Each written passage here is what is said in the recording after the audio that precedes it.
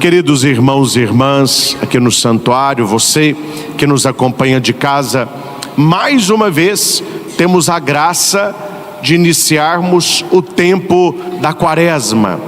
Começamos na quarta de cinzas e agora durante 5 domingos a igreja nos dá esta oportunidade de nos prepararmos bem para celebrarmos a paixão, a morte e a ressurreição de Jesus no tríduo pascal. Na verdade, a Quaresma são 6 domingos, mas o 6º domingo é o domingo de Ramos e da Paixão do Senhor, já abrindo aí a Semana Santa.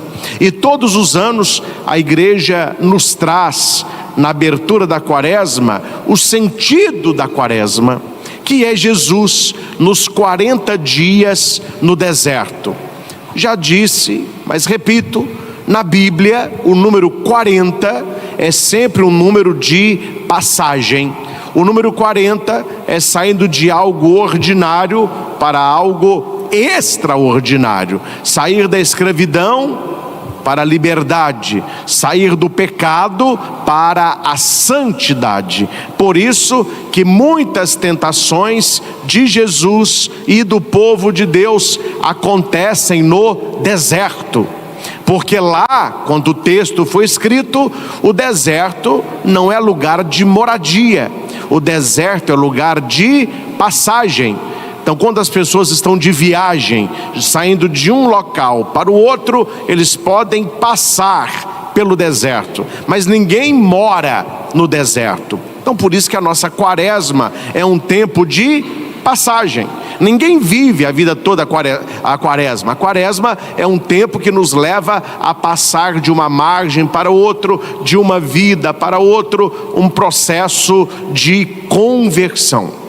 E no evangelho que escutamos de Lucas, capítulo 4, versículo de 1 a 13, nós temos a realidade das tentações.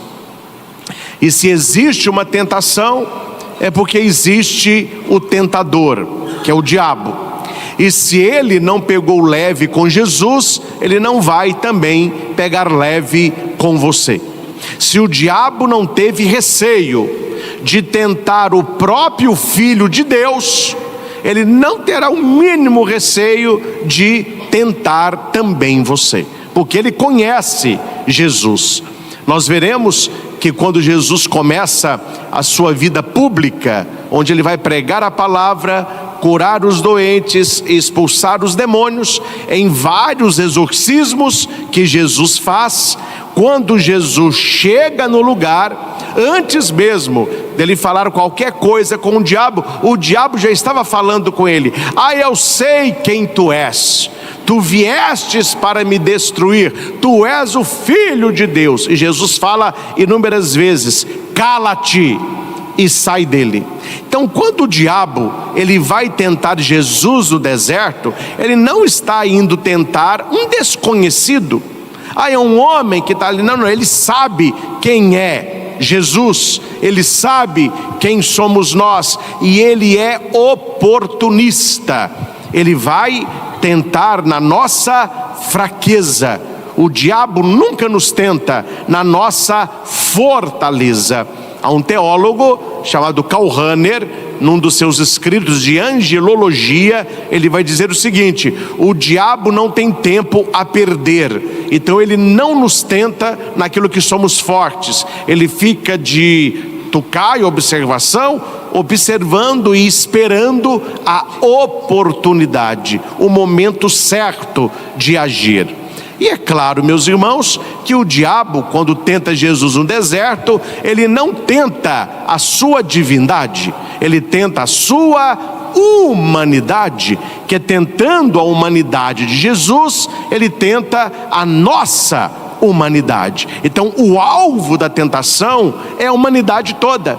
E Jesus vai para o deserto para nos mostrar que é possível vencer a tentação. E posso até dizer uma palavra que espero que caia aí como uma bomba no seu coração: podemos vencer a tentação até com certa tranquilidade, se pegarmos o caminho que Jesus pegou, se traçarmos o caminho que Jesus traçou.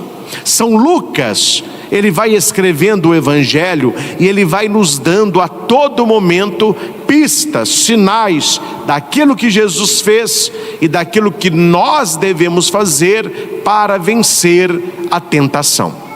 No Evangelho que nós escutamos, são 3 as tentações, mas o alvo é um só. Ele ataca de vários lugares. Ele atacou a fome, ele atacou a riqueza, ele atacou o poder. Vamos ver aonde eu pego Jesus. É assim conosco. Ele te ataca no casamento, você resiste. Ele vai te atacar na parte financeira, você resiste. Ele vai atacar nos vícios, você resiste. Ele vai atacar no celular, você resiste. Ele vai atacar com a pessoa que quer atrapalhar seu relacionamento. E ele vai atacando, ele vai pegando diversas áreas para ver qual é a sua fragilidade. E aqui, meus irmãos, na nossa vida, não importa se as tentações são 3, são 7, são 21, o que importa é porquê da tentação. Por que que o diabo nos tenta? Por um motivo só: para atrapalhar o nosso relacionamento com Deus. Porque é verdade que o diabo nos tenta, e é tão verdade que Deus nos prova. Deus não tenta. A palavra diz: se alguém estiver passando por uma tentação, não diga Deus está me tentando, porque Deus não tenta ninguém. Quem está tentando você é o diabo. Mas se você está passando por uma prova, aí não é o diabo, aí é o próprio Deus, porque o alvo da provação é o seu crescimento na fé. O alvo da tentação é a sua desobediência. E uma vez que a tentação ela vira pecado, a tentação é a sugestão, o pecado é o consentimento. Ser tentado não é pecado. Eu que sou padre, atento muitas confissões, está chegando aí o mutirão de confissões aqui na nossa forania, e quantas pessoas vêm confessar tentação? Não, tentação não é pecado. Tentação é a sugestão, é uma inclinação para o mal, é um desejo para os prazeres, é uma atração pelos vícios. Mas se não há o consentimento e não há a atitude, você foi tentado, mas você não caiu na tentação. E ser tentado não é pecado. Tanto que Jesus foi tentado 3 vezes e ele não pecou. Então tenha isso em mente. Por que que o diabo nos tenta? Para atrapalhar o nosso relacionamento com Deus. Agora você já entendeu uma coisa com muita clareza. É por isso que quem não tem relacionamento com Deus não vê tentação em nada. Ah, mas esse povo que reza demais vê diabo em tudo. Esse povo que reza demais só fica falando negócio de tentação. Eu não vejo tentação em nada. Eu não vejo diabo. Mas não vê, meu filho. Você não tem relacionamento com Deus. Para que o diabo vai tentar aquele que já é dele? Para que o diabo vai lutar por uma alma que está mais para o inferno do que para o céu? Então a tentação, ela vai ficando mais intensa e mais visível quanto mais você é amigo de Deus. Quanto mais no caminho de santidade você está, com mais clareza você vê a tentação. Quanto mais amigo de Cristo você é, devoto de Nossa Senhora, cheio do Espírito Santo, você vê com clareza a ação do demônio na sua vida, porque a tentação é exatamente para isso. Aqueles que são amigos de Deus são alvos do diabo. Se você não tem relacionamento com Deus, caminho de santidade, busca do céu, o diabo vai te tentar para quê? Ele não vai perder tempo com você, sua alma já está mais para lá do que para cá. Então precisamos entender que o nosso relacionamento com Deus, ele precisa ser mais intenso, mais profundo do que a força da tentação. Não tenha medo do diabo. Você tem que ter temor a Deus, aumentar o seu relacionamento com Deus. Eu já disse aqui muitas vezes, e é algo próprio para a gente refletir na quaresma, não pense, meus irmãos, é o início, graças a Deus, mas não pense que o vir à missa e ficar sentado aí ouvindo o padre, isso é relacionamento com Deus. Isso não quer dizer nada, porque há muita gente que fica batendo peito na igreja e tem uma vida lotada de pecados mortais. Ela não tem comunhão com Deus, ela tem religião. Vai à missa no domingo, recebe lá a hóstia consagrada, ouve a pregação mal, depois que sai da igreja é um pagãozinho. Isso aí não resolve, e isso aí não é relacionamento com Deus. O relacionamento com Deus, ele é alimentado pela Eucaristia, ele é alimentado pela palavra, pelo Santo Terço, ele é alimentado por aquilo que nós professamos e por aquilo que nós vivemos. É a segunda leitura que nós escutamos. Aquele que professa com a boca e que crê com o coração será salvo. O que é professar com a boca? Não ter vergonha de falar de Jesus Cristo, não ter vergonha de se posicionar com valores cristãos e evangélicos. Crer no coração é viver a fé cristã, é viver a fé cristã. Ah, padre, é porque eu sou católico, mas eu sou a favor da interrupção da gravidez, para não falar o aborto, senão eles jogam o vídeo no chão. Eu sou a favor. Quer dizer, nem católico você é, né, meu filho? Nem católico você é. Ah, eu sou católico, mas eu estou no adultério, mas eu estou tão feliz. Quer dizer, a pessoa, ela fala uma coisa com a boca, mas Deus, olhando para ela, ele vê outra coisa do coração. E aqui nós só vemos exterior. Deus, ele vê o coração. E a luta da nossa santidade, ela é no coração, ela é interna. As pessoas não precisam saber nem da sua santidade e tampouco do teu pecado, mas Deus, ele está interessado nisso, que pela sua santidade será salvo e pelo teu pecado será condenado. A existência do mal é real. E o Catecismo da Igreja nos ensina que quando rezamos o Pai Nosso, não nos deixeis cair em tentação. Essa tentação é porque existe um tentador, mas livrai-nos do mal. Este mal não é um mal social, é um mal personificado, é o diabo com os seus anjos. Então a carta que o diabo tinha na manga é descrentar a população da sua existência. Se não há ladrão, para que trancar a casa? Se não há quem queira roubar o meu carro, para que trancar o carro? Nós vamos deixar tudo aberto. Isso aí não existe bandido, não existe ladrão, está tudo normal. Aí você vê que as suas coisas começam a ser levadas, o seu carro não está no lugar. Mas então existe, é o que o diabo quer. Aquele que não acredita na sua existência, ele não se protege, ele não fecha as brechas, ele não ora, ele não vigia, e o diabo, ele tem fácil acesso.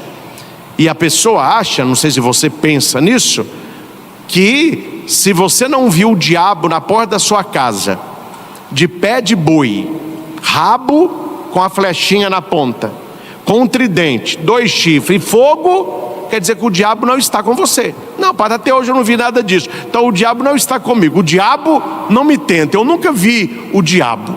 E é capaz que você morra sem ver, porque o dia que você ver, meu filho, você vai rezar tanto, você vai virar um santo, e ele não quer que você vire um santo. Então como que ele age? De maneira misteriosa, de maneira oculta, na sedução, na mentira, nos prazeres. Ele vai entrando sem que a pessoa se dê conta, se ela não tem uma vida de oração e uma vida de vigilância. E aqui não importa o lugar que estamos, aqui não é questão de lugar, aqui é questão de opção. Adão perdeu no paraíso, Jesus venceu no deserto. O lugar da vitória era o jardim do Éden, Adão e Eva perderam. O lugar da derrota era o deserto, foi onde Jesus venceu. Então veja que as coisas se inverteram. Adão e Eva transformou o paraíso em deserto, e Jesus transforma o deserto em paraíso. Como que eu transformo a minha vida de paraíso para deserto? Pecando. Como que eu transformo o deserto em paraíso? Obedecendo a Deus e resistindo ao mal. O Evangelho nos traz algumas dicas importantes que prepararam Jesus para ir para o deserto. Um padre, quando ele é chamado para atender alguém que possa estar numa infestação diabólica, numa obsessão diabólica, numa vexação, ou num ambiente que está contaminado, chama infestação, ambiente contaminado, coisas contaminadas, vulto, vozes, objetos que mexem, nada dá certo, coisas que desaparecem, a pessoa dorme, ela acorda com a casa toda acesa, o rádio está ligado, a televisão ligada, a cozinha toda revirada. Não é normal isso. Então pode ser uma infestação diabólica. Existe a obsessão diabólica, que ataca a cabeça da pessoa. Pensamentos, insônia, ouve vozes, chamando o nome, vê coisas. Temos que fazer o discernimento. Mas isso é a obsessão. Nós temos a vexação, que é a pessoa está dormindo, são poucos os casos, mas existem. A pessoa dormindo, ela vê o edredom dela sendo puxado, ela acorda com arranhões no corpo, ela sente alguém puxando a sua cabeça, alguém a empurra, ela está sofrendo de uma vexação diabólica. Existe o grau maior, que é a possessão, não é? O diabo vai tomar conta das faculdades daquela pessoa, e a pessoa ela fica oprimida. Sendo qual for desses casos, a família desesperada, só sabe o que é isso quem já sofreu, ela começa a procurar um padre exorcista. Por favor, peça que um padre venha aqui em casa, porque literalmente o bicho está pegando. Meu filho, bobo do padre se for de cara lavada. Ele tem que ter uma preparação. Não é vamos nos preparar para o mal que eu vou enfrentar. A primeira coisa, confissão. Não se enfrenta o mal com pecado no coração. Então, confissão. Jesus não é necessária a confissão porque ele é santo. Então ele foi para o deserto já na plenitude da santidade. O texto vai dizer que Jesus estava cheio do Espírito Santo. Então, além de você buscar uma vida de santidade, você precisa buscar a plenitude do Espírito Santo. Uma pessoa sem o Espírito Santo é uma pessoa fraca. Mesma coisa de você pegar um rapaz marombado para lutar com uma criança de 3 anos. Qual a chance que a criança tem? É zero. Ela não tem chance de defesa nenhuma, e muito menos de ataque. Uma pessoa sem o Espírito Santo é uma criança de 3 anos querendo lutar com um homem adulto musculoso. Meu filho, você vai ser destruído, dizimado. Então é preciso clamar todos os dias o Espírito Santo. Pedir os seus 7 dons e nos prepararmos bem com o primeiro dom, que é o temor a Deus. O que é temor a Deus? Eu me afasto do pecado para não entristecer a Deus, que por mim morreu na cruz. Isso é temor a Deus. Temor a Deus não é medo de Deus, é medo de ofender a Deus. Então esse é o dom menor. É o temor a Deus. Ah, meu Deus, aquilo que é pecado eu vou correr, eu vou evitar, porque eu não quero contrariar o teu coração. Aquele que pratica o temor a Deus, que vai se enchendo do Espírito Santo, ele está se preparando espiritualmente para ser forte quando a tentação vier.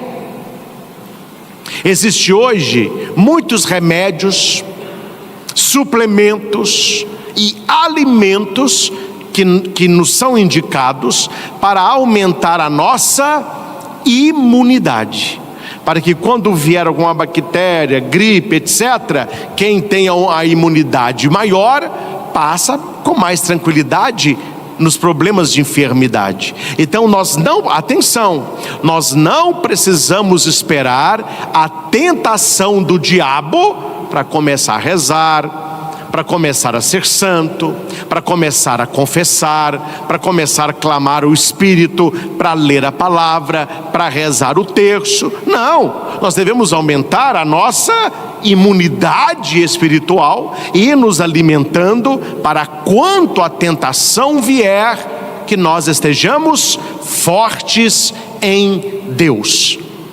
Jesus, cheio do Espírito, ele voltou de onde?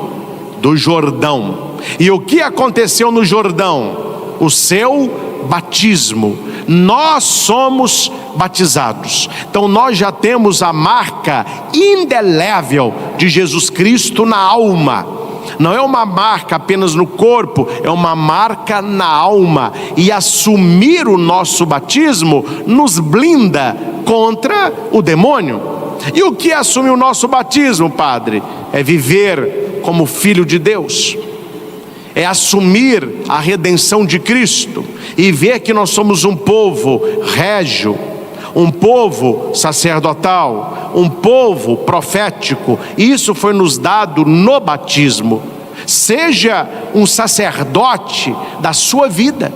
Você não é um sacerdote como eu, você não foi ordenado padre, mas você é um sacerdote da sua vida. Você pode se consagrar a Deus.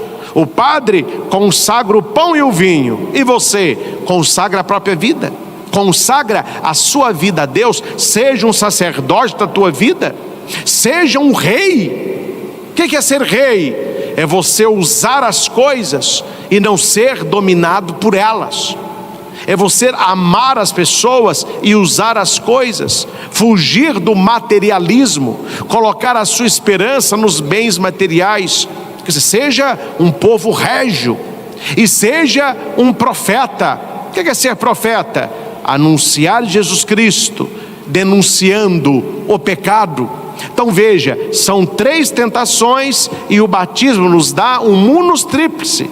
Eu sou um povo, faço parte de um povo sacerdotal, régio e profético. Jesus voltou do Jordão, o batismo dele assumiu o nosso, e no deserto ele era guiado pelo Espírito. Quem é guiado pelo Espírito Santo durante a sua vida rotineira, quando chegar o momento de deserto, o Espírito não vai abandonar você. Ah, Padre, eu me sinto tantas vezes abandonado por Deus. Será, meus irmãos, que foi Deus quem nos abandonou na tristeza, ou nós o abandonamos na alegria? Será que foi Deus que nos abandonou na doença, ou nós o abandonamos na saúde?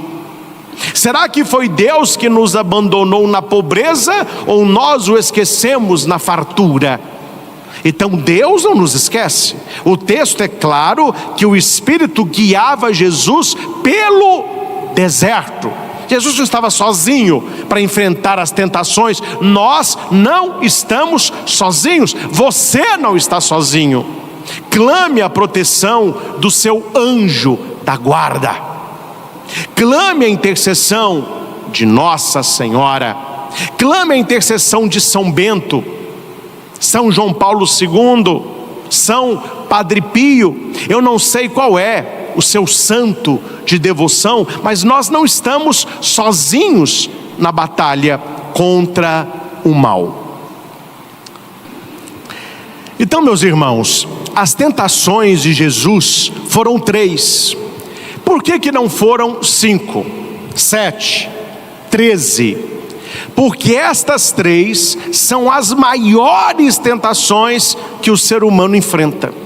Porque a partir dessas 3 vem todas as outras. Primeiro, se és filho de Deus, manda que esta pedra se transforme em... Por quê?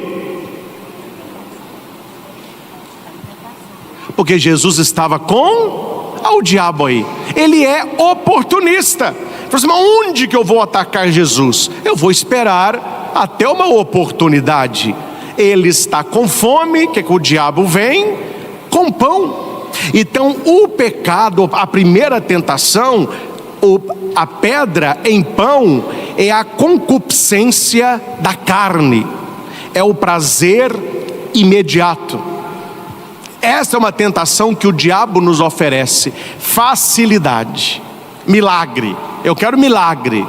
Eu não quero, entenda aqui na nossa vida, eu não quero plantar o trigo, colher o trigo, amassar farinha. Não. Eu já quero pão pronto, eu quero milagre. É a facilidade de muitas pessoas. E por que muitas pessoas adoram o diabo do que o próprio Deus? Porque Deus nos pede atitudes, o diabo pede apenas a alma. Você não tem que fazer nada, é só falar, não, eu quero. Então é necessário que nós saiamos desta facilidade e que não busquemos no pão o que o pão não pode nos dar. O que é o pão aqui? É o material, é o dia a dia, é aquilo que necessitamos, o pão nosso de cada dia. Só que Jesus conhece a Escritura, ele responde para o diabo: não só de pão vive o homem, mas de toda palavra que sai da boca de Deus. Na quarta-feira de cinzas, nós lemos os 3 conselhos de Jesus para enfrentarmos o tempo da quaresma. E Jesus falava do jejum. Como que eu venço a tentação de saciar com prazer, de comida, de bebida? Com o santo jejum. São Tiago vai dizer no capítulo 3, se você não controla a língua, você não controla o corpo. Ele vai dizer, você quer controlar um cavalo, que é muito mais forte que você, muito mais musculoso que você, controla a boca dele. Se você colocar um arreio na boca do cavalo, pronto, você controla o bicho inteiro. Aí São Tiago está dizendo, você sente que você tem um corpo descontrolado? Um corpo que pende para os vícios, para o pecado, para a tentação? Começa nessa quaresma, se ainda não começou, um jejum mais firme. Comece a abstinência. O que nesta quaresma eu não vou fazer? O que nessa quaresma toda eu não vou comer? E resista.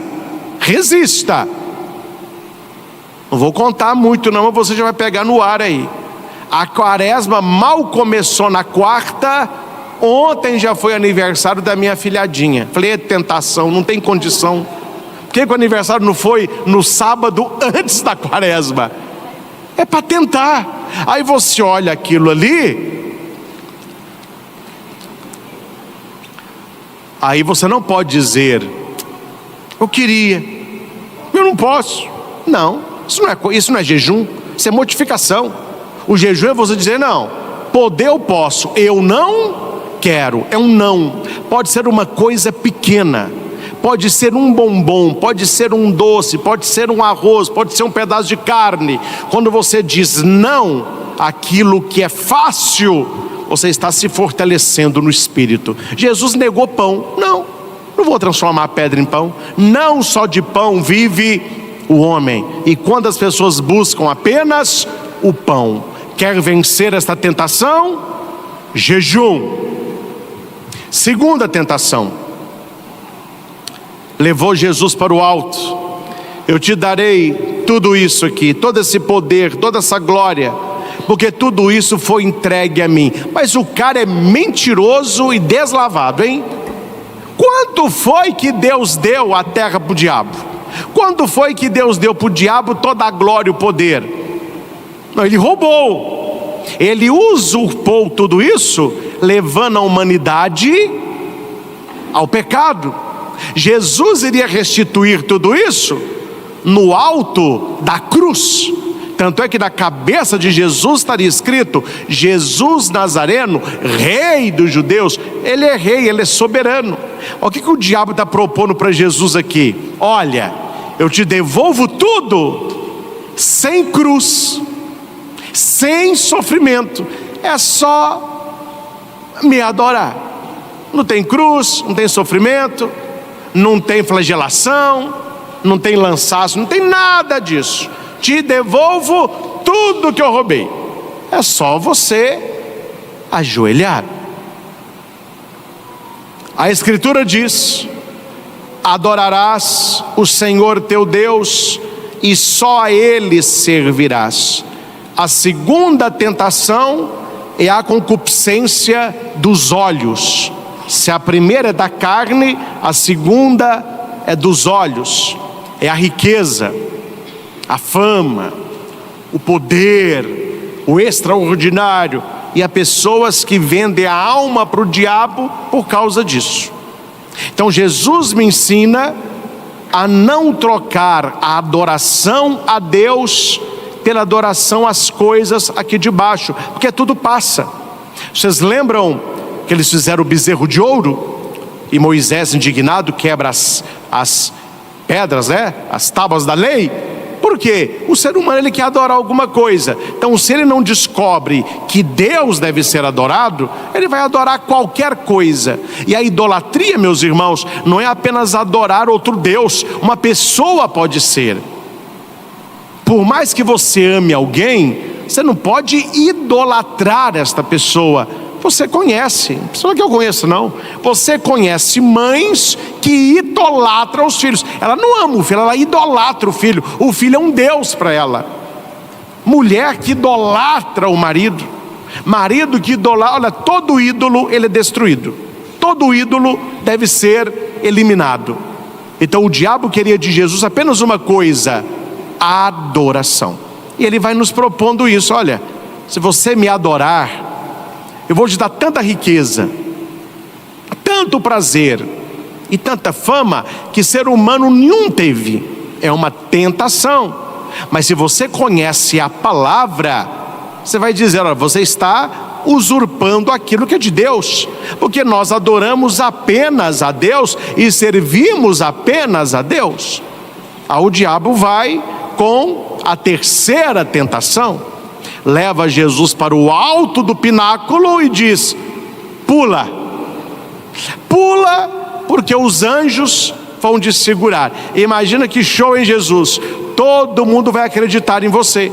Quando você pular e os anjos segurarem, todo mundo: é filho de Deus mesmo, você viu? Os anjos vieram e seguraram. É o extraordinário, é o tentar a Deus. É o tentar a Deus. Ah, se Deus existe, Ele vai fazer isso para mim. Se Deus existe, Ele vai curar tal pessoa. Se Deus... Tentação.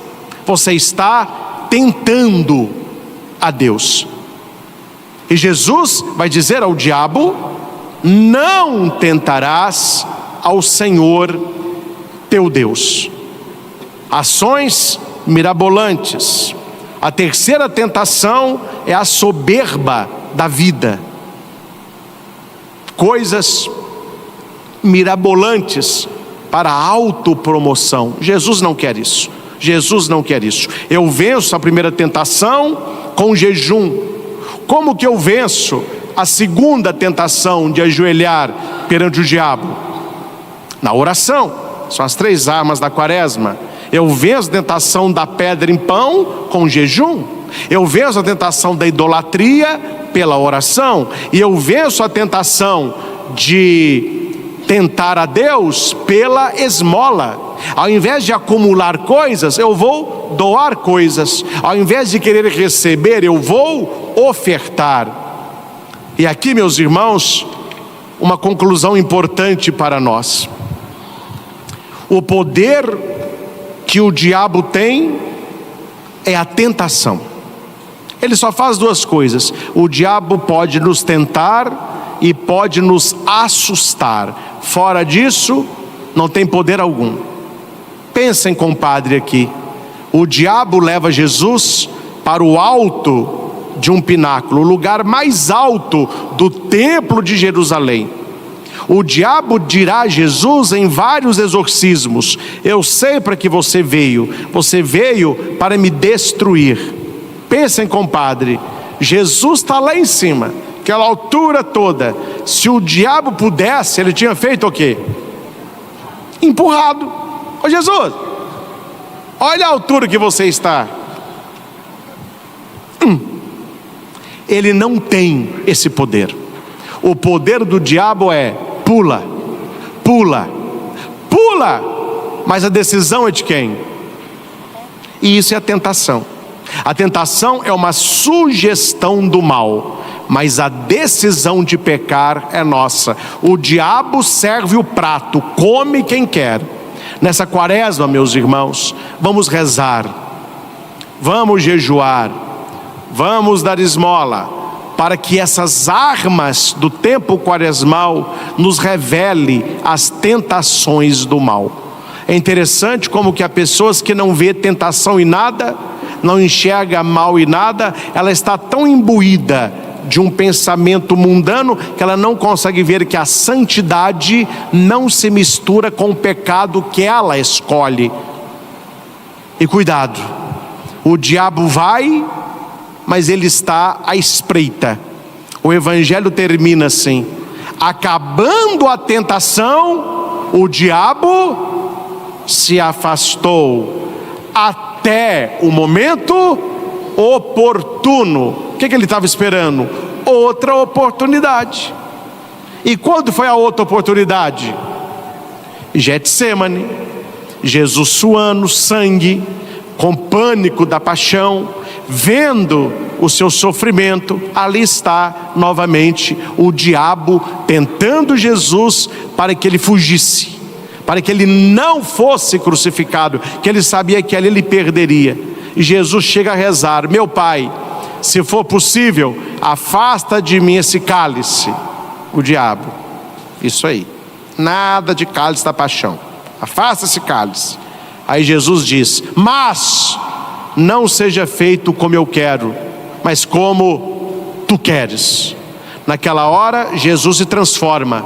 Aquele homem suando sangue, fraco, tremendo, apavorado, ele levanta como senhor da situação. Ele chega perto dos discípulos e diz: levantem, é chegada a hora, aquele que vai me trair está chegando, vamos. Jesus mudou, ele assumiu o plano do Pai. Meus irmãos, qual é o segredo da quaresma? Não dê oportunidade para o diabo.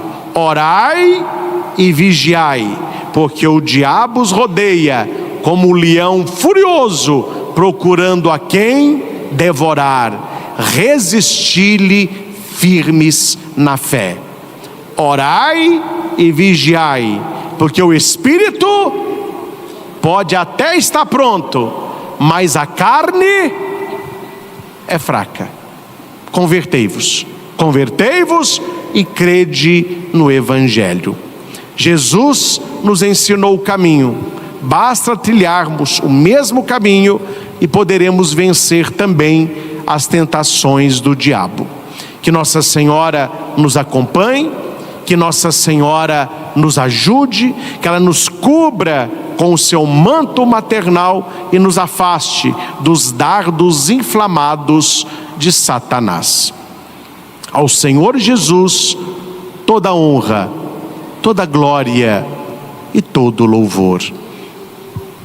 Louvado seja nosso Senhor Jesus Cristo, para sempre seja louvado. Queridos irmãos e irmãs, aqui no santuário, você que nos acompanha aí da sua casa, e você que vai ouvir esta pregação depois que ela foi aqui realizada. Nós estamos avançando no nosso tempo quaresmal. Celebramos hoje o segundo domingo da quaresma, que são 5. Hoje a igreja nos traz a transfiguração de Jesus. Aqui são duas palavras que vão se completando. Antes da desfiguração, a transfiguração. Desfiguração, Jesus no alto da cruz. Isaías diz que ele parecia um verme, que aqueles que olhavam desviavam o olhar. Jesus, ele foi desfigurado pela flagelação, pelas quedas com a cruz, com a covardia que fizeram com nosso Senhor. Então, a desfiguração que acontece no alto da cruz. Mas antes dessa, nós temos a manifestação da glória. Aquilo que os olhos não veem, nós precisamos ver pela fé. Aquele que será desfigurado por vontade própria, por entrega própria, ninguém lhe tira a vida, é o transfigurado. E o que é transfiguração? Desfiguração é mudança da figura, é mudança da imagem, é mudança daquilo que se vê. Jesus, na sua transfiguração, ele mostrou toda a sua glória, todo o seu esplendor. Se na cruz, na desfiguração, nós não vemos um Deus, mas um homem em carne viva, no Monte Tabor nós não vemos um homem, mas um Deus que se revela em glória. Não há como transcrever o que os discípulos viram, tamanha era a glória. O que eles viram é que Jesus brilhava, uma forte luz, onde não podia se ver, as suas roupas ficaram brancas, aconteceu uma manifestação poderosa da imagem de Jesus enquanto Emanuel, enquanto Filho de Deus. A pergunta que se coloca é: qual o motivo da transfiguração? São dois motivos. O primeiro motivo precede a transfiguração. O segundo motivo precede a desfiguração. Por que Jesus se transfigura? Nós estamos aqui no capítulo 9, versículo 28 de Lucas. Se você ler o texto anterior a esse, é quando Jesus diz para os seus discípulos por que eles estão indo para Jerusalém. Jesus faz o anúncio da sua paixão. Estamos indo para Jerusalém, lá eu vou ser preso, eu vou ser flagelado, eu vou ser morto, mas eu ressuscitarei ao terceiro dia. Para o grupo daqueles 12, foi um banho de água fria, para não falar gelada. Eles perderam todo o ânimo, eles perderam toda a graça. Na cabeça de muitos, eles estavam indo para Jerusalém para que Jesus assumisse o lugar de Pilatos, libertasse o povo de Israel e fosse rei. A glória de Jesus não seria no reino de Deus, mas seria nesta terra. Quando Jesus chama os 12, ele vai dizer: olha, não é nada disso que vocês estão pensando, nada mais longe. Nós estamos indo para Jerusalém para a minha morte, eu estou caminhando para a minha sepultura. Pedro intervém, que era amigo de Jesus. Deus não permita que te aconteça uma desgraça dessa. E Jesus coloca Pedro no lugar. Você não pensa as coisas de Deus, você está pensando as coisas dos homens. Por isso o seu escândalo, o escândalo da cruz. Então Pedro, vai para trás de mim. A Bíblia traduziu pelo latim: vade retro Satanás, vai para longe Satanás. Mas o verbo pode ser usado, e eu concordo com essa tradução, não é ir para longe, é ir para trás. Por que para trás? Aonde eu vou caminhar, você vai caminhar. Aonde eu colocar o meu pé, você coloca o teu. Porque o final da história é praticamente a mesma. Jesus é crucificado, Pedro será também crucificado, porém de cabeça para baixo. Então, quando o grupo dos 12 fica triste, caído com a notícia da paixão, Jesus precisava mostrar-lhes a glória. que Jesus estaria pendurado na cruz, não por vontade humana, mas por obediência a Deus. E a gente fala muito de panelinha, né? Fulano de tal tem a sua panelinha. Eu não vou aqui elogiar a panelinha de ninguém, mas eu não posso deixar de dizer que Jesus tinha a panelinha dele. Jesus tinha aqueles mais próximos, os de mais confiança, e sempre aparece Pedro, João e Tiago. Quando ele entra no barquinho, Pedro, João e Tiago. No Getsêmani, Pedro, João e Tiago. Eram aqueles três que Jesus, não que ele amava mais, mas que ele tinha mais afeição. Talvez o gênio parecia, eram mais amigos. Então no texto de hoje, Jesus, ele leva consigo Pedro, Tiago e João. Hoje você pode colocar o seu nome aqui. E é interessante que a iniciativa não é do homem, a iniciativa é de Deus. Quem toma a iniciativa de levar é Jesus. Pedro, João e Tiago, eles se deixam levar. Aqui, meus irmãos, nós temos o princípio da oração cristã.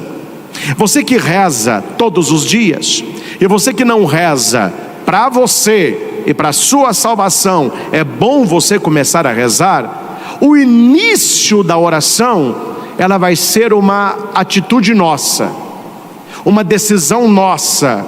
E para quem não reza, para começar não é tão fácil. É cansativo, é enfadonho, você não vê assim tanta, porque é uma iniciativa sua. Você está se levando à oração. Mas quando você persevera na vida de oração, a iniciativa mas não é mais sua.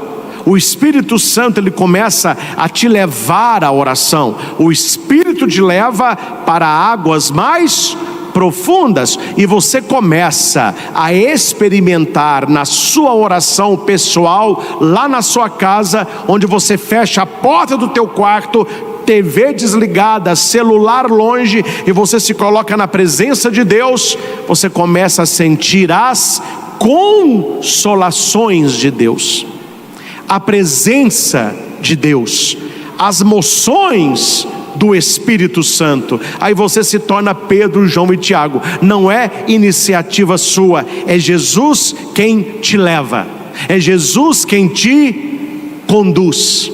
É aquele pai amoroso ensinando a criança a andar de bicicleta.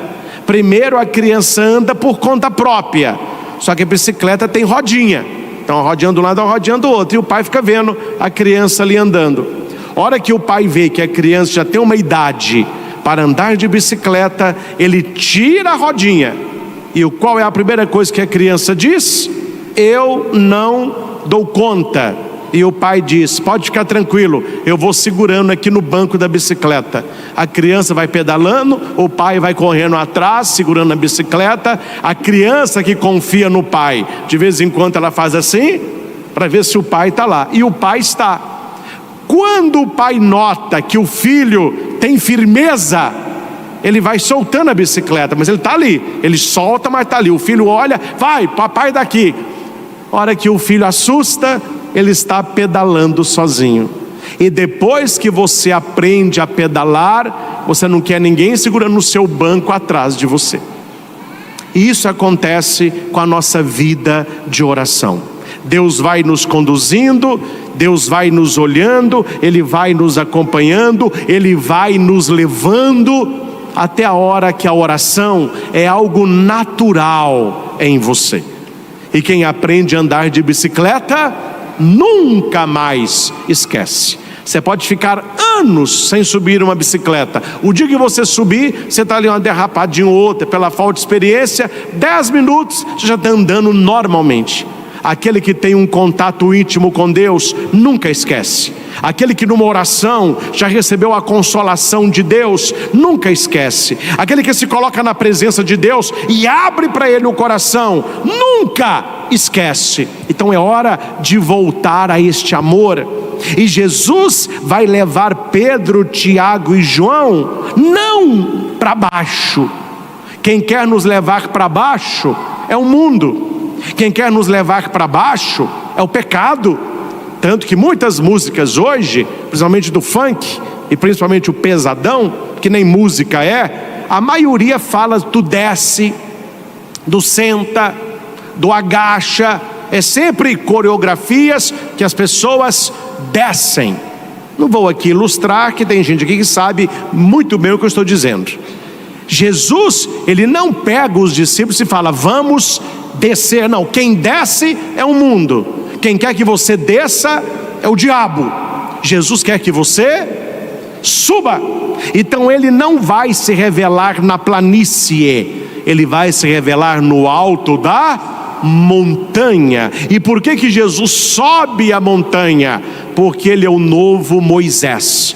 Moisés, quando sobe no Monte Sinai, o povo que estava lá embaixo, olhando para o alto, viu nuvens escuras, raios, trovões, fogo. E o povo ajoelhado dizia, Deus desceu em cima da montanha. Veja a nuvem, veja a fumaça. Deus desceu, Deus está falando com Moisés. É por isso que Jesus, ele vai levar esses três a subir a montanha. Deus quer que nós subamos. Na hora da missa, a gente sempre fala isso. Respondam, o Senhor esteja convosco. Ele está no meio de nós. Corações ao alto. O nosso coração está em Deus. Tomara que o seu coração esteja em Deus. Subiu a montanha. E Jesus subiu com eles a montanha para quê? Para fazer piquenique, para passear, para dormir? Não, meus irmãos. Jesus levou consigo Pedro, João e Tiago e subiu a montanha para rezar. Quando você está rezando, você está subindo. Quando você não reza, você está...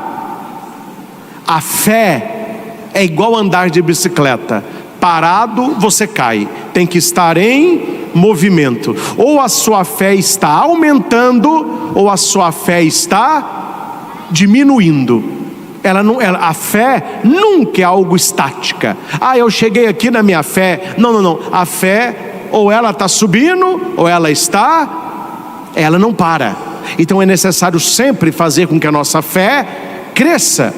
E aqui, meus irmãos, vai dizer que enquanto Jesus rezava, ele se transfigurou. Seu rosto mudou de aparência, sua roupa ficou muito branca, ficou brilhante. Quando é que Jesus se transfigura? Quando ele rezava. Jesus se transfigurou, e a transfiguração de Jesus e a luz de Jesus, ela não veio de fora, ela não veio de fora para dentro, ela veio de dentro para fora. É por isso que na quarta-feira de cinzas, o evangelho da missa, Jesus vai dizer, quando você orar, ore em segredo. Não fica gritando, não fica contando o que você está rezando, não fica anunciando aos quatro ventos. Deus que vê o segredo do coração, Ele vai te recompensar. A nossa mudança e a nossa transfiguração, ela não é de fora para dentro, ela é de dentro para fora. Porque para mudar o seu rosto, basta um pouquinho de dinheiro e botox.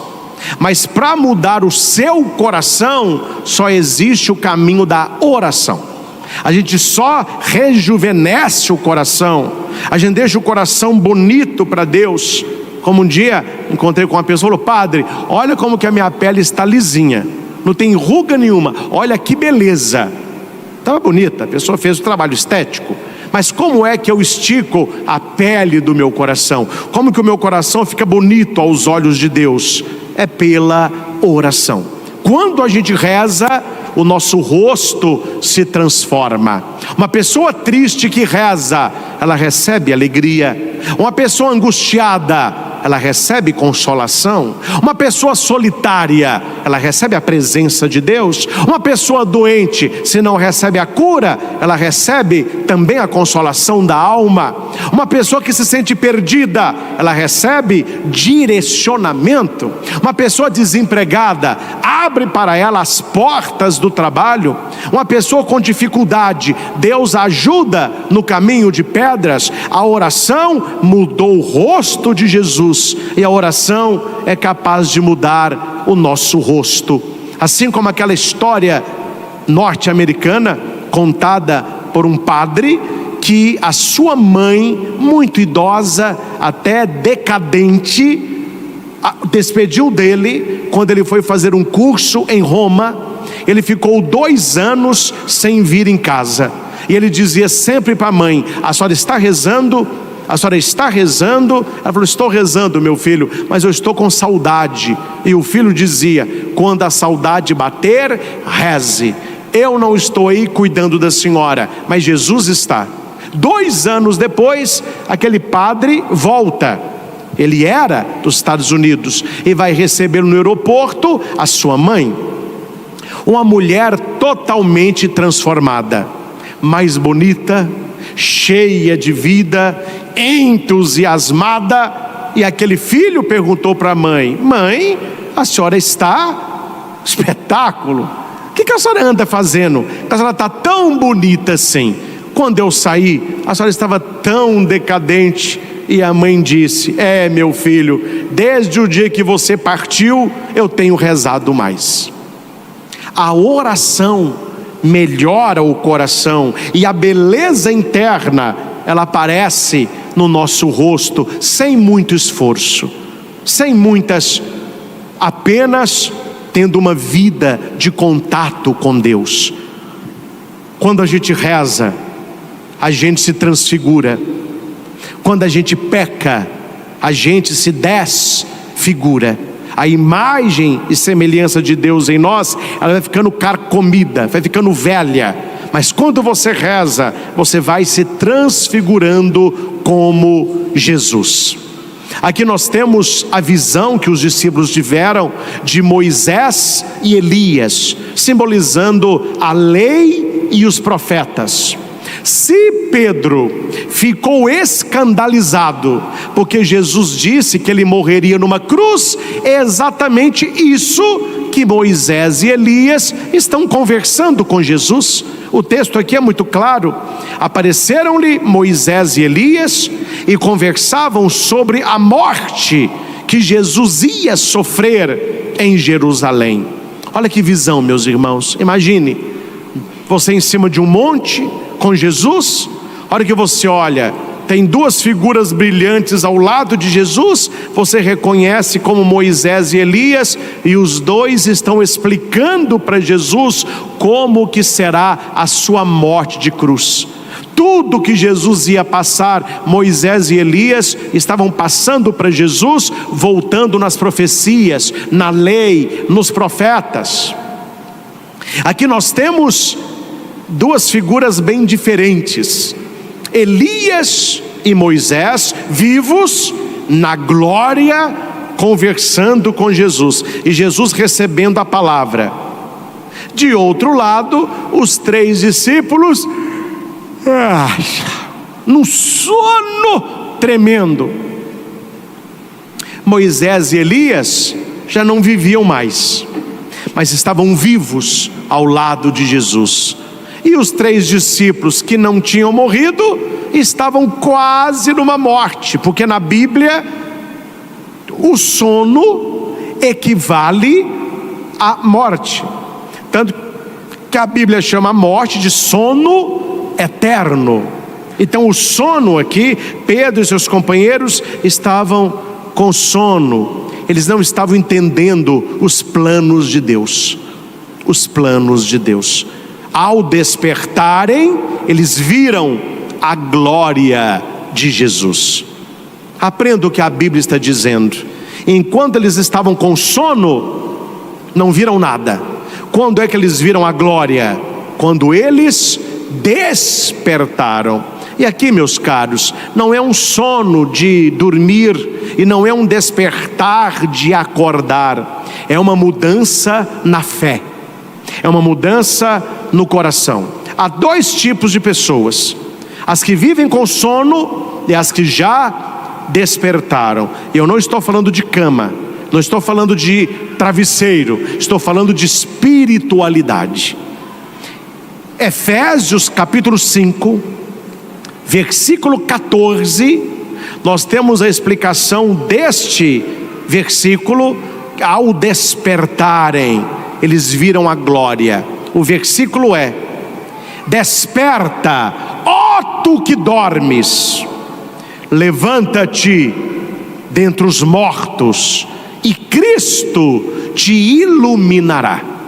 Outra tradução grega para o iluminará é transfigurará.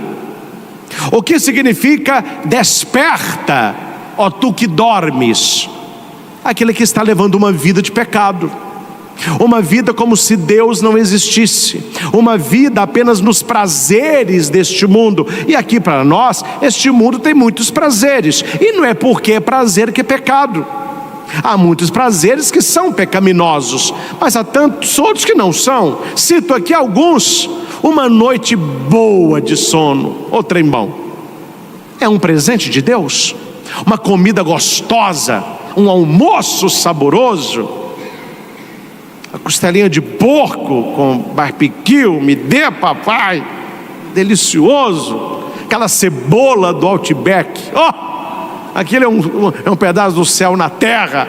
Quando você sai com a sua família para passear, olha que alegria. Uma festa de aniversário, um neném que nasce, a virada do ano, um feriado, isso tudo é coisa boa. Você que adquire a sua casa, o carro, o seu trabalho, o salário de cada mês, aquela picanha primeiro corte, meu Deus, são os prazeres. Agora eu vou te perguntar, meus irmãos, Deus quer que você não tenha nada disso? Não, são os prazeres do mundo, e isso é presente de Deus para nós. O céu é maravilhoso, mas viver não é ruim não. O céu é uma graça, mas a terra também não é ruim não. Quando a Bíblia fala desses prazeres que nos desfiguram, não são os prazeres que Deus nos deu, mas os pecados que o diabo nos oferece, porque o pecado ele vem fantasiado de prazer, senão você não pecaria. Me perguntaram certa vez numa entrevista: padre, pecar é bom? Eu falei não. Todo mundo, falei, é ótimo. Olha, padre, é ótimo. Eu falei, meu filho, se pecado fosse ruim, ninguém pecava. E por que nós pecamos? Porque o mal sabe que o ser humano busca prazer, alegria, contentamento. Então ele pega uma maçã podre, banha ela bonita com a maçã do amor e te oferece. Como é bonito, você morde. Aí que você veio no final, que terminou numa podridão, numa desfiguração. Desperta, ó tu que dormes, ou seja, saia desta vida de pecado, levanta-te dentre os mortos. O que eu te falei? Na Bíblia o sono equivale à morte. Levanta-te dentre os mortos e Cristo te iluminará, Cristo te transfigurará. Então aqui nós precisamos buscar este despertar na fé. O Brasil está se despertando. Nunca houve na história do Brasil, eu acho que do mundo, mais de 1 milhão de pessoas às 4 da madruga rezando terço. Uma oração que para muita gente é enfadonha. E aqui quem está muito feliz, além de Deus, são os vovôs e vovós, os mais idosos, porque eles estão vendo pessoas jovens fazendo o que eles fizeram a vida toda: rezar o terço com a família, que era um costume de todas as famílias.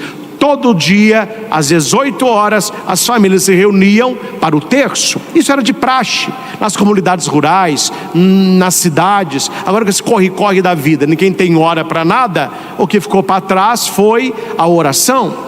mas Deus usa de pessoas para despertar em nós aquela oração simples, uma oração de criança.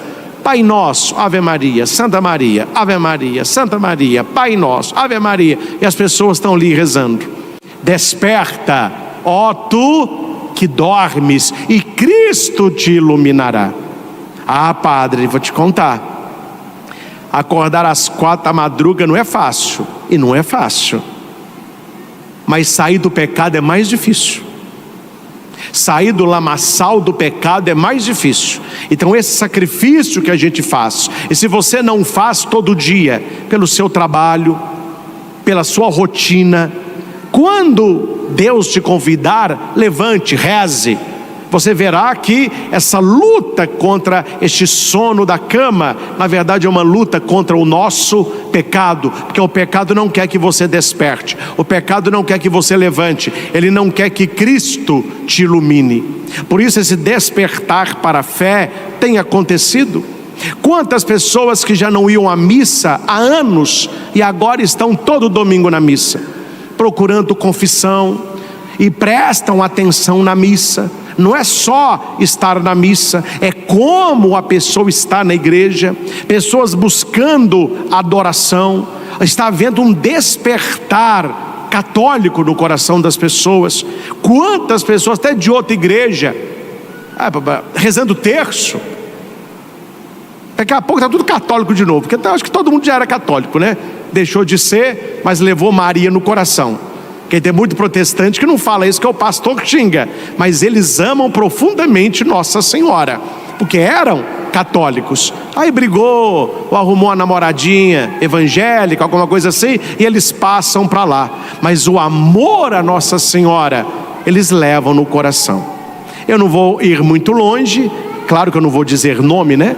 Mas eu conheci uma família Itaúna, que o casal tinha passado para a igreja protestante, e anos que eles já estavam lá, mas eles tinham no guarda-roupa escondido uma imagem de Nossa Senhora de Fátima, e os dois rezavam o terço, ia no culto, ouvia o pastor, pagava o dízimo, mas lá no coração não deixaram o amor a Nossa Senhora. E como que Nossa Senhora está puxando muitas pessoas para Cristo na oração do Santo Terço, que as pessoas estão rezando, estão sendo agraciadas, estão sendo abençoadas. Aqui eu não vou entrar nos pormenores, que não é necessário, vocês são pessoas inteligentes.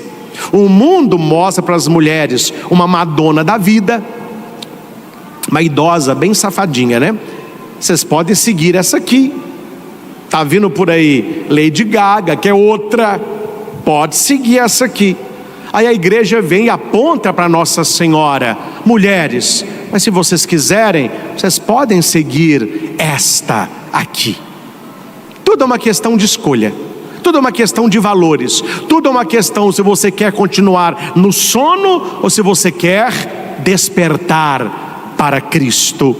Pedro ficou tão extasiado com o que ele viu, que ele não queria sair dali, ele queria ficar ali.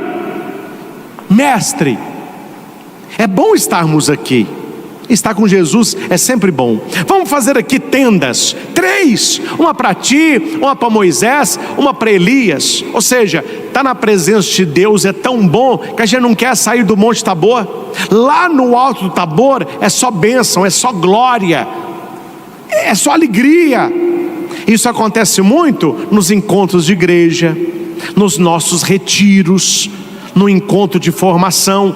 O retiro é sexta, sábado e domingo. Vai chegando o domingo no final, mas bate uma deprê no povo.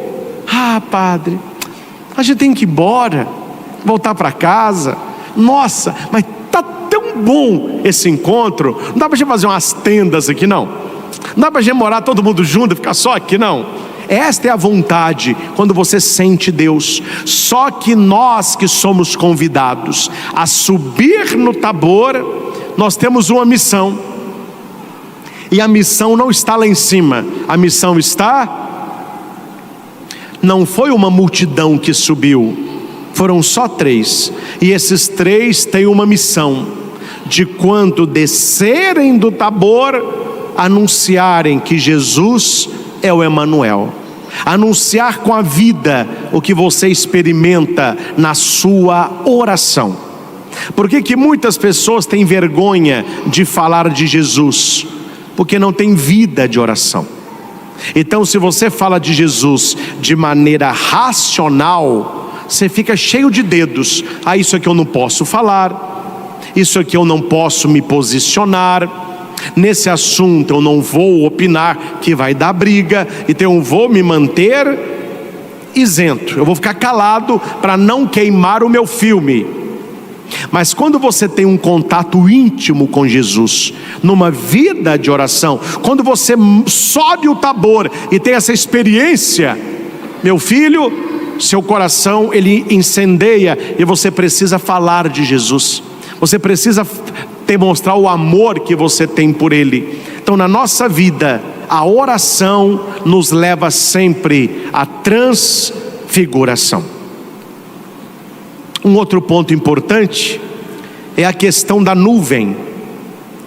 Pedro, quando falava das tendas, eu não vou entrar aqui, mas ele se referia à festa das tendas, que era uma festa judaica, onde se armavam tendas e Deus se revelava em cima da tenda das tendas, onde saiu o santo dos santos, onde tinha a arca da aliança.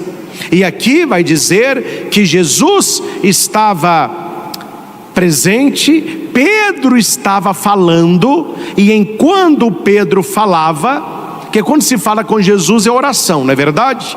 Falar com Jesus é oração. Enquanto Pedro orava, apareceu uma nuvem que os cobriu com sua sombra.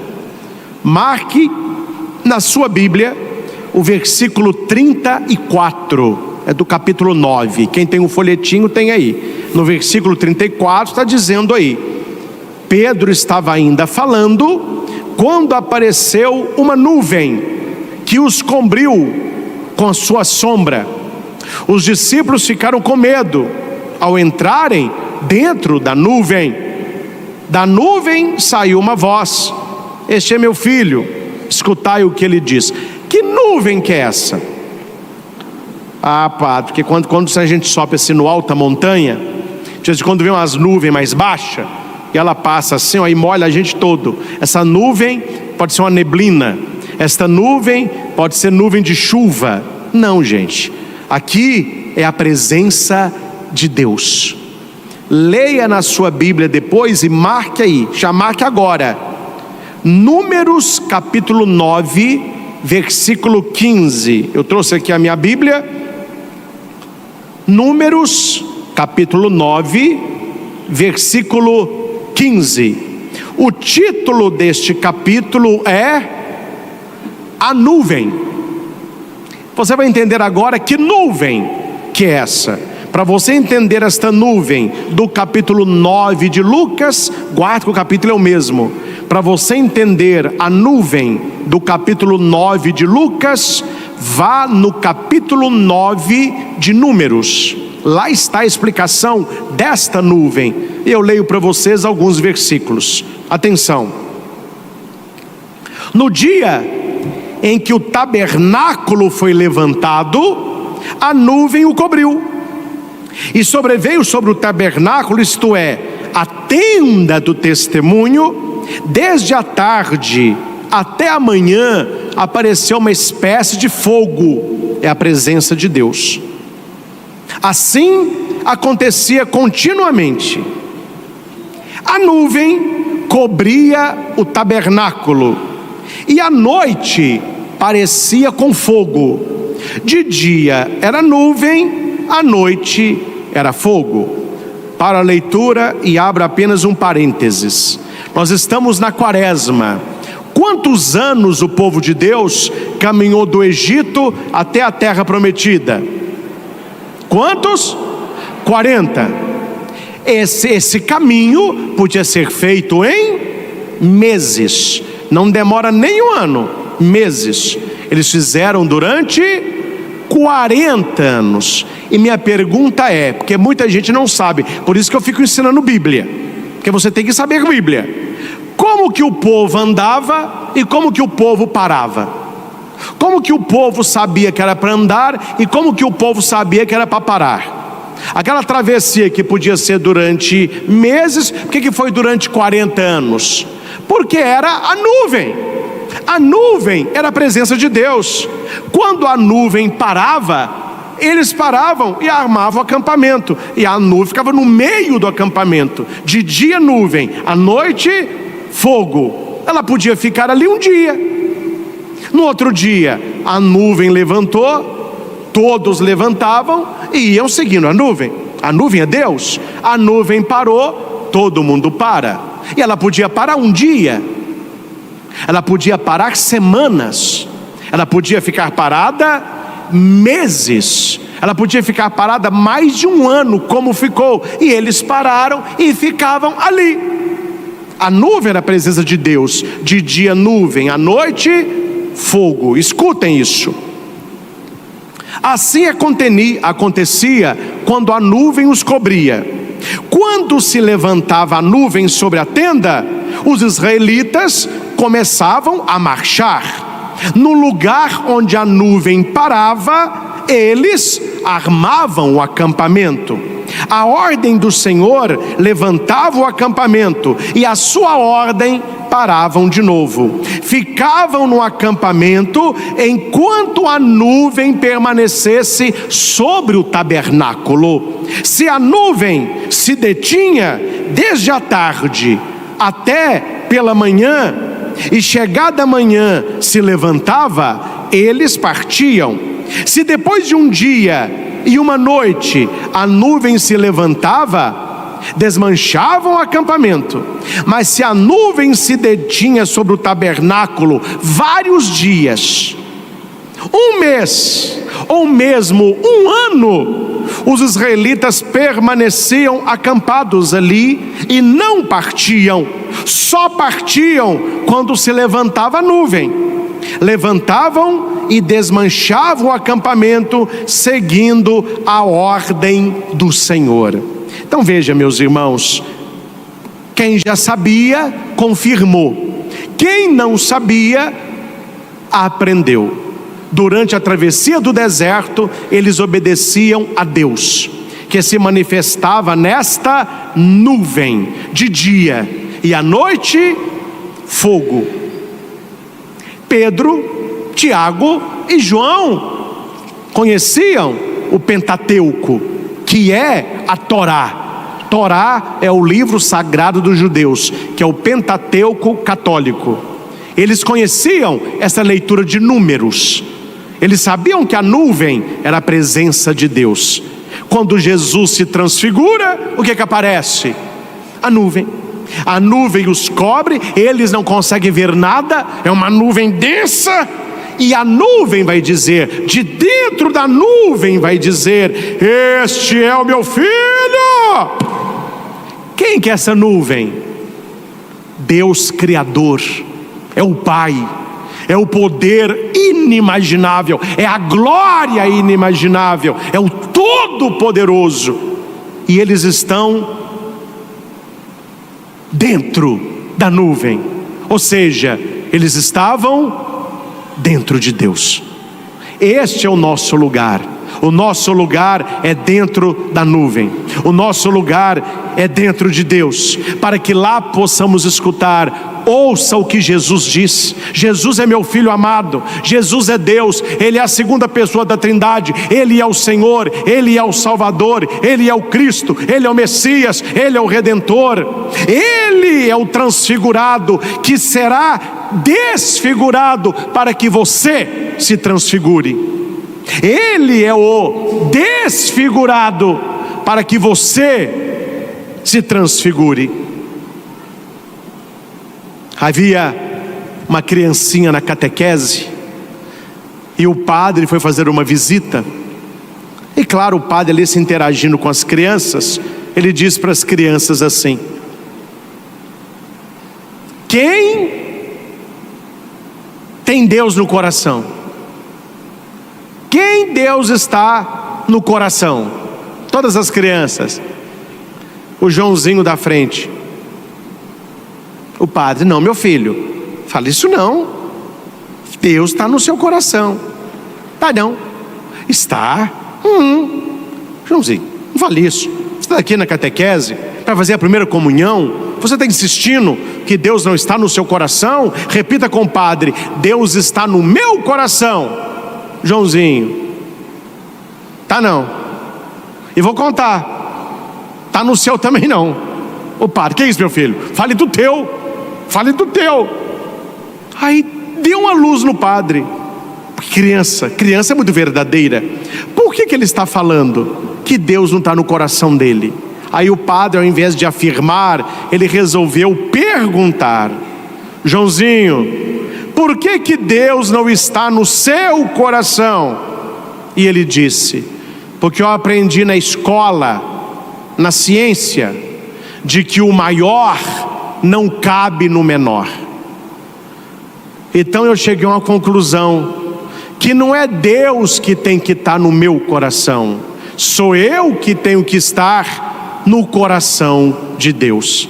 Eu estou no coração do meu Deus. E aquilo gerou uma emoção em todos. O padre entendeu que aquela criança, reconheceu ela tão pequenina, que ela não caberia Deus no coraçãozinho dela, mas ela sabia: se Deus não cabe no meu coração porque ele é muito grande, eu posso estar no coração dele. Esta nuvem que cobriu Pedro, Tiago e João, ela quer cobrir você, ela quer envolver a sua família, ela quer cobrir o seu casamento.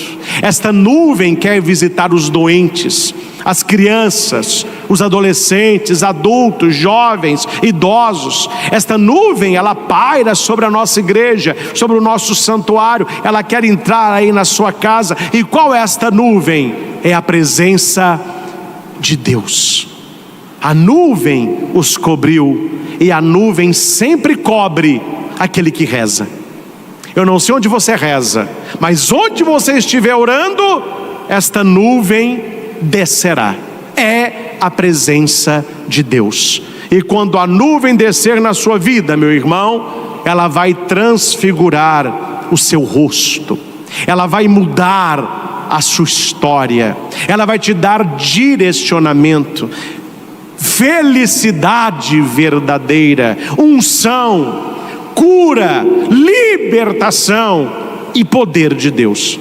E uma vez que esta nuvem volte, nós não podemos fazer o que os discípulos fizeram. Nisso eles erraram, e nós não podemos repetir o mesmo erro. Como que o evangelho termina? Quando eles desceram, eles não contaram nada para ninguém. E nós é o contrário, meu filho.